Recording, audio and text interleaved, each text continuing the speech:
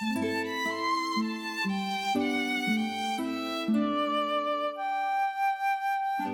folks. Welcome to our discussion of Parashat Tetsaveh.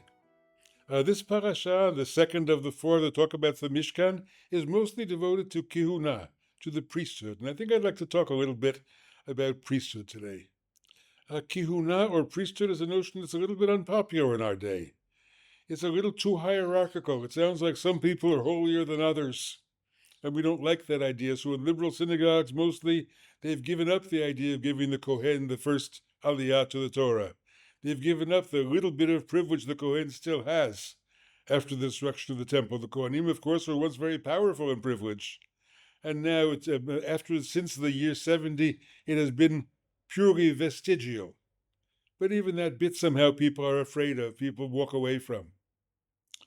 So I want to go back to our great teacher, the Sfat Emet, who used the halachic principle of everything that was once part of a general rule and became an exception to that rule, not to teach you just about itself, but to teach you about everything in the broader category.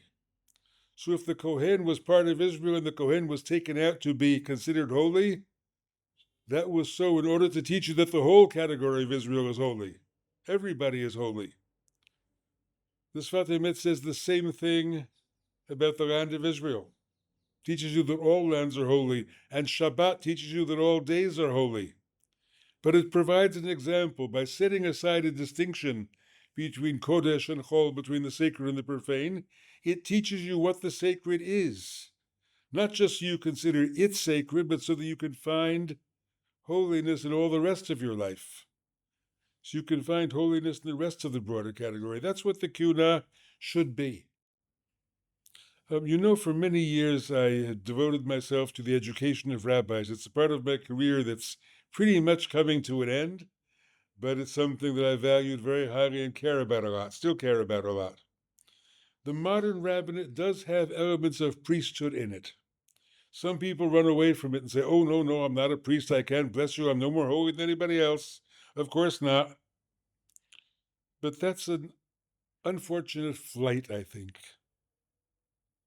There is a power to the rabbinate. What is the modern rabbi?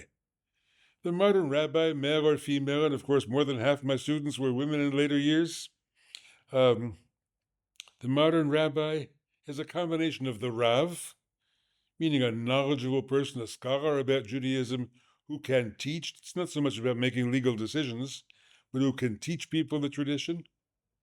The modern rabbi is also a rebbe in the Hasidic sense, which means a spiritual guide, somebody who knows your soul and can help you open it up, can help you build that mishkan within the heart that we talked about last week.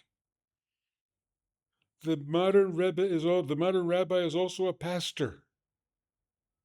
That's a word that sounds like it's taken from the Lutheran Church in the 19th century, but it really goes back to the Psalms. Hashem ro'i lo echsar, God is my shepherd. And the idea that the Edah is something like an Eder, that the community is something like a flock, is not something that's foreign to the prophet's language. And we shouldn't be afraid of it. In the same way, we shouldn't be afraid of blessing. People are in need of blessing. Blessing strengthens people. Blessing helps turn people in the right direction because the blessing calls forth the best element in the person who receives it, if she or he is open to that blessing. Remember, a parent also blesses. When you bless your children on Friday night, you say Yivarechecha Hashem v'yishmerecha. You use the priestly blessing, because in that moment, a parent to the child is something like a priest to the people. So I think there's nothing wrong with using that power of blessing and saying, yes, I can give you a bracha. That's an act of generosity, to give a bracha.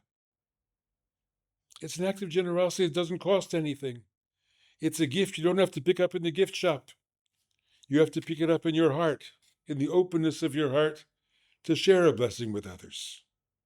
And it's a great gift to give. Outside the land of Israel, of course, Birkat Kohanim, the priestly blessing, is something that exists, if it still exists in your synagogue, only on holidays. In Eretz Yisrael, they do it every day. And there it becomes too regular. I think people ignore it because it's happening every morning and it's rushed through. But the power of that ceremony of Birkat Kohanim, when in traditional synagogues people cover their faces with their talis so they won't see the Kohen, and they gather their children under that talis, that's a beautiful moment and a powerful moment. And I'm sorry we lost it in liberal synagogues, and I think we should bring it back. The Kohen in that moment is taught to say a bracha, which exists nowhere else. Levarech et asher kitshanu mitzvotav v'tzivanu, levarech et amo Yisrael be'ahava. God made us holy through God's commandments and commanded us, or brought us near, if you want, tzivanu, which I always like milshon savta, in order to bless God's people with love. No other bracha says with love. What love is that? Is that the love of God that's coming through the Kohen?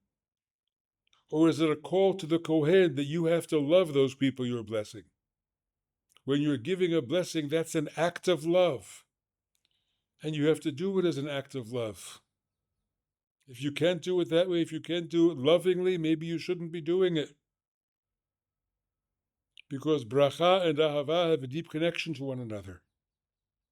The gift of a blessing is the gift of love. Remember that Abraham, our father, was told, "V'heye bracha," become a blessing.